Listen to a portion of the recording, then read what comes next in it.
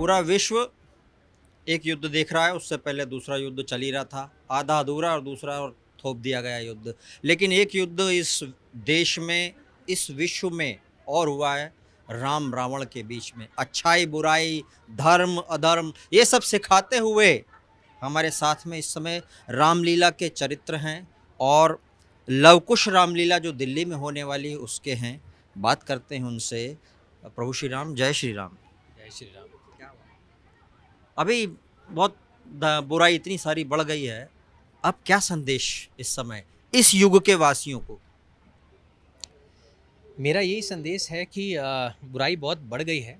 उस समय तो एक रावण था जिसे प्रभु राम ने खत्म कर दिया और धर्म पनपा और सब धर्म के रास्ते पर चल पड़े।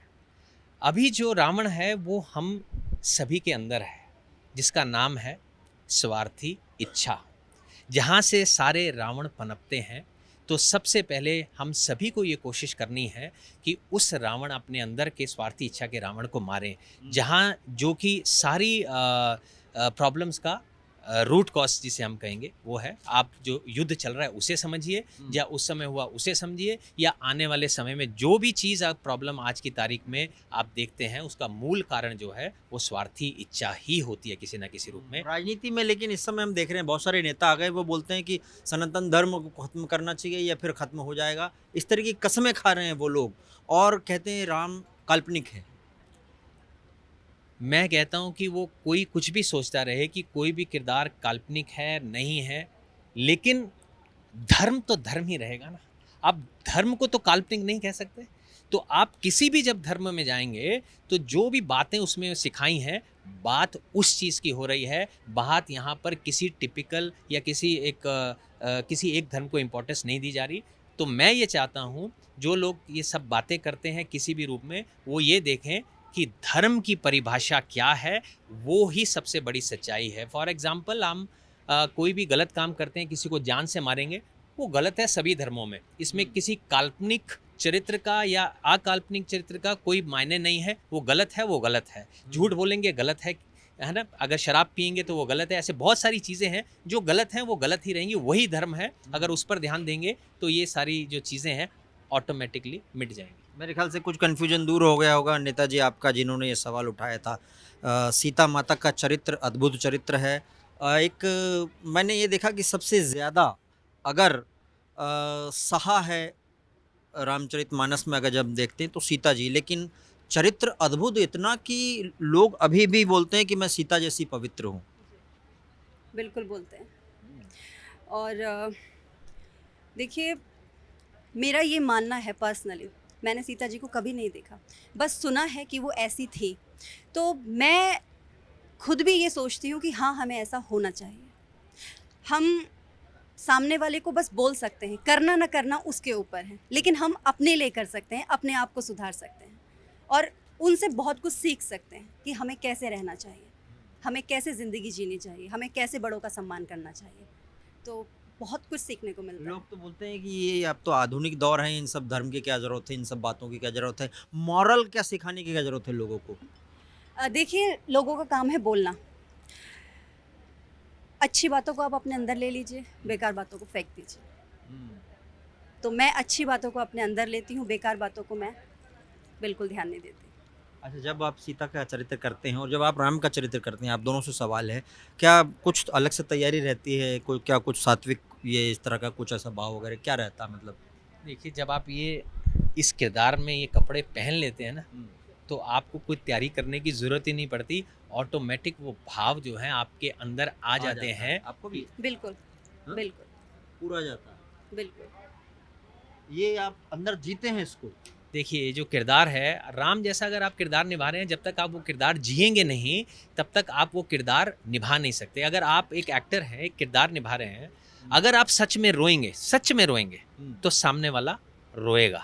अगर आप झूठ मूठ का रोएंगे तो कभी भी देखने वाला रोएगा नहीं। अगर आप उस किरदार में ढालेंगे नहीं अपने आप को, तो उस किरदार के साथ आप जस्टिस नहीं कर पाएंगे। और ये तो प्रभु राम का किरदार कर रहे हैं आप। यहाँ पर जैसे ही आप उस किरदार में आते हैं, वो अपने आप आपके अंदर कुछ ऐसी आपकी अंतरात्मा आपको गवाही नहीं करेगी कि आप किसी भी प्रकार का कोई गलत कदम उस मोमेंट पर उठाएं। कोई ऐसा ऐसा ऐसा लाइन आपको जो याद आता है कि नहीं ये लाइन सबसे ज़बरदस्त लगती है मुझे रामलीला में?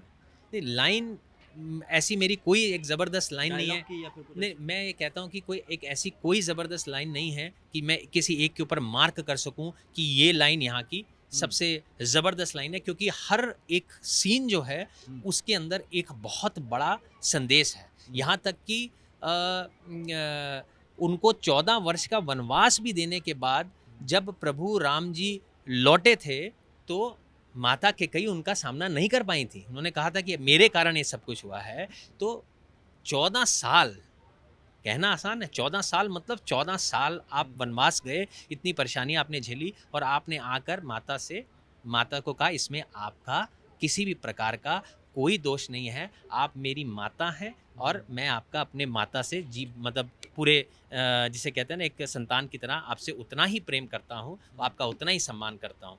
मैं ये सोच रहा हूँ आज की तारीख में कोई किसी को एक गाली निकालता है तो उसका वो सारे जन्म उससे वो बात नहीं करता, लेकिन वो देखिए कि 14 साल का वनवास भी काट के आकर वापस इस टाइप का उन्होंने आके माता के सामने भी चीज़ें रखी। ये कई सारी चीज़ें ऐसी हैं जो हमें फॉरगिवनेस बहुत अच्छे तरीके से सिखाती हैं। राम के बहुत सारे किरदारों में बहुत सारी जगहों पे ऐसी सारी चीज़ें आई हैं। पिता को भी उन्होंने कहा, पिता ने उनको कहा कि भाई तू मत जा, मतलब मैं जी नहीं पाऊंगा, ऐसा होगा, ये 14 साल मैं तोड़ देता हूँ। तो उन्होंने पिता को कहा कि सबसे पहले है ना, प्राण जाए पर वचन ना जाए, ये तो रघुकुल की रीत है। अगर आज आपका वचन मैंने तोड़ दिया तो वो रीति जो रघुकुल से चलती आ रही है आज वो टूट जाएगी। तो वो पिता का सम्मान, पिता ने जो बात वचन दिया वो कैसे पूरा किया जा सकता है, ये आज के परिवार के बच्चों को संदेश है। तो इसलिए हम कभी एक चीज़ को लेके पॉइंट आउट करके कोई डायलॉग बोलकर और एक मेरी फेवरेट लाइन नहीं बोल सकता, लेकिन हर एक सीन में एक बहुत ही बड़ा संदेश है। संदेश पे संदेश, बहुत सारे हनुमान जी हैं हमारे साथ में, लंका जला दी, लंका की लंका लगाने वाले सब यही हैं। जय श्री जय राम। श्री राम। जय श्री राम। कोई ऐसी बात जो आपको कहना है इस समय सभी लोगों से, या फिर वो उन लोगों से जो राम के चरित्र को काल्पनिक बता रहे हैं, या फिर सनातन धर्म को ही कुछ बोल रहे हैं? ऐसी बातों को मैं तो बिल्कुल मानता नहीं हूँ, क्योंकि मैं खुद बहुत भगवान को मानता हूँ और भगवान के रूप में हनुमान जी के, भगवान ने ही मेरे को हनुमान जी का रूप ये दिया है, क्योंकि मनुष्य तो मेरे को लगता नहीं कि उस लायक होगा। तो मैं नेगेटिविटी को अपने अंदर लेता ही नहीं हूँ बिल्कुल। मैं जो जैसा मेरे को महसूस होता है, मैं टेंशन में होता हूँ तो मैं हनुमान चालीसा पढ़ लेता हूँ। मेरे को लाइनें याद नहीं होती तो भी हनुमान चालीसा पढ़ लेता हूँ तो काम चल जाता है, अपना निकल जाता है। रावण को, लेकिन रावण के साथ आपके ज़बरदस्त संवाद है, बिल्कुल कोई वो संवाद जो याद है?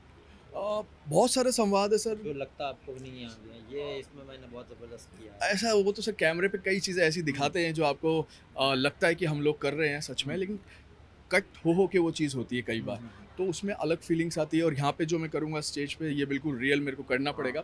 मैं आपको सिर्फ इतनी सी बात बोलना चाहता हूँ जो मेरे जहन में अभी आई। हालांकि मैं बहुत सारे बच्चों को, यूथ को देखता हूँ कि सब लोग कहते हैं कि लाइफ में बहुत टेंशन्स हैं, बहुत ये नहीं हो रहा, छोटी छोटी बात को लेकर परेशान हो जाते हैं, कुछ कोई टेंशन वाली बात ही नहीं होती है। तो मैं बस इतना कहना चाहता हूँ, क्योंकि जब से मैं पढ़ने लगा थोड़ा धर्म की चीज़ें, तो भगवान राम के लाइफ में भी टेंशन थी कि राजा होते हुए भी वो जंगल में चले गए और उनकी पत्नी को, माता सीता को रावण लेके चला गया, टेंशन में थे। जब भगवान होके टेंशन में रहते हैं तो हम तो फिर भी इंसान हैं यार, टेंशन होती है। लेकिन एंड क्या हुआ? एंड तो टेंशन भागी ना, ख़त्म ही हो गई। तो वही चीज़ है कि वो भगवान थे जब उनकी लाइफ में टेंशन थी, तो हम तो फिर भी इंसान हैं। लेकिन इसका मतलब ये नहीं है कि हम कुछ भी गलत कदम उठाएं। छोटी छोटी बातों पे सुसाइड होने लग गए, आप देख रहे होंगे आजकल, पता नहीं क्या क्या चीज़ें चल रही हैं जो आज से 10 साल पहले सुनाई नहीं देती थी ये सब चीज़ें। तो यही चीज़ हो रही है, नेगेटिविटी धीरे धीरे अंदर आ रही है। को भगाना है। कोई डायलॉग? डायलॉग इतना सा जो मैं पढ़ता हूँ, जो हनुमान चालीसा पढ़ता हूँ, तो उसकी एक पंक्ति है, मैं वो आपको सुना देता हूँ। बुद्धिहीन तनु जान के सुमिरो पवन कुमार, बल बुद्धि विद्या दे मोहे हर हो कलेश विकार। जय श्री राम। जय श्री राम। ये अभी लंका को जलाने जा रहे हैं, हमारे साथ लक्ष्मण जी हैं। लक्ष्मण जी, आपने वो शूर्पणखा की नाक काटी और फिर चालू हो गई रामायण, जी है ना? जी। नाक क्यों काटी?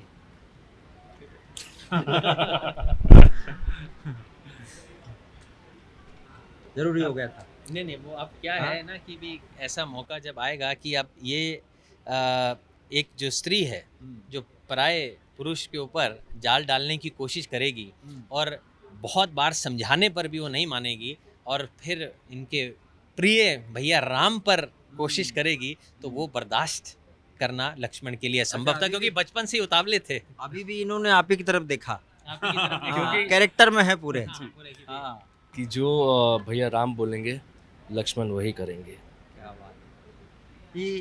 ये भ्रात प्रेम, ब्रदरहुड, ये कैसे इस समय तो बड़ा मिसिंग है लोगों में लड़ाई हो जाती प्रॉपर्टी के लिए।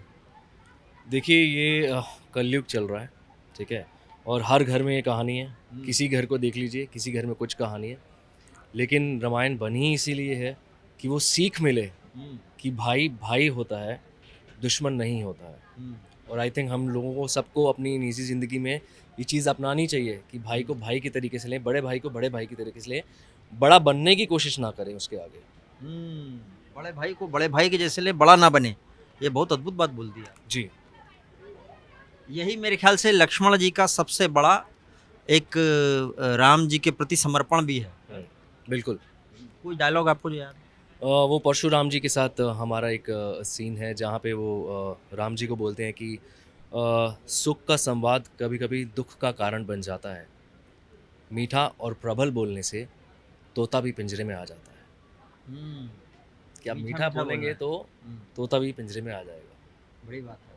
मतलब यह है कि कोई भी गुस्सा नहीं करना है, लेकिन लक्ष्मण तो सबसे ज्यादा गुस्से के लिए जाने जाते थे। जी, तो फिर ये मीठा बोलना, गुस्सा कैसे कंट्रोल करेंगे? देखिए ये हमें अपनी निजी ज़िंदगी में भी अपनाना चाहिए हम्म, और ये सीख लेनी चाहिए कि गुस्से से कोई काम नहीं होगा। हम्म, अगर आपको गुस्सा आ भी रहा है तो उस गुस्से को कंट्रोल कीजिए और हंस के मुस्कुरा के बात कीजिए, तभी तोता पिंजरे में आएगा।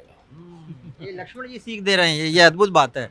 विभीषण जी, आपने तो मतलब कहाँ नाभि में तीर मारना, इधर ही से सीक्रेट सारा आउट हुआ है ना? और अब मुझे लगता है कि लंका ढहाने में सबसे बड़ा मामला इन्हीं का हाथ है, क्योंकि आपने लोग आज तक आपका नाम नहीं रख रहे सही में। नहीं रख रहे, नहीं रखने दो, कोई नहीं फर्क पड़ता। लेकिन मुझे जो लगता है विभीषण जी के किरदार ने वो बहुत अच्छा करा। उससे पहले उन्होंने अपने भ्राता को कई बार समझाया कि आप सही रास्ते पे चलो, ये जो आप कर रहे हो वो गलत है, लेकिन उन्होंने उनकी बातों को नहीं माना। इवन उनको फिर देश निकाला दे दिया। लेकिन उन्होंने जो भी उनको सही लगा उसका साथ कभी नहीं छोड़ा। उनको लगा जो प्रभु श्री राम कर रहे हैं वो सही कर रहे हैं, सत्य के मार्ग पे चढ़ रहे हैं, और उनका ही वो लंका में रहते हुए भजन करते थे शुरू से ही। तो मुझे लगता है कि ये होना चाहिए हमारी सोसाइटी में भी, चाहे कोई भी हो, जो सही है ना आपको उधर खड़ा होना चाहिए। ये सब नहीं करना चाहिए मैं इधर भी हूँ मैं उधर भी हूँ, वो सब नहीं। जो सही है वो सही है, जो गलत है वो गलत है, दैट्स इट। मुझे लगता है ऐसा ही करना चाहिए, चाहे वो कोई विभीषण नाम रखे या ना रखे। ये स्टैंड ले लिया विभीषण जी ने, तो स्टैंड ले लिया कि जो सही है उसी के साथ मैं हूँ।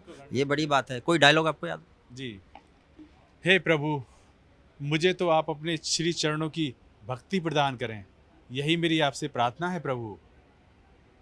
भ्राता श्री, मैंने तो प्रभु के चरणों की भक्ति मांगी है। रावण ने बहुत सारे अच्छे काम किए, लेकिन वो जो एक गलत काम किया उसकी वजह से पूरे रामायण घट गई। और फिर आज तक हर साल उसका पुतला जलाया जाता है। यही बुराई जो है हर समय जलती है। इस युग की भी बुराई जो भी होगी वो इसी तरह जलेगी, ध्यान रखना। Thank you.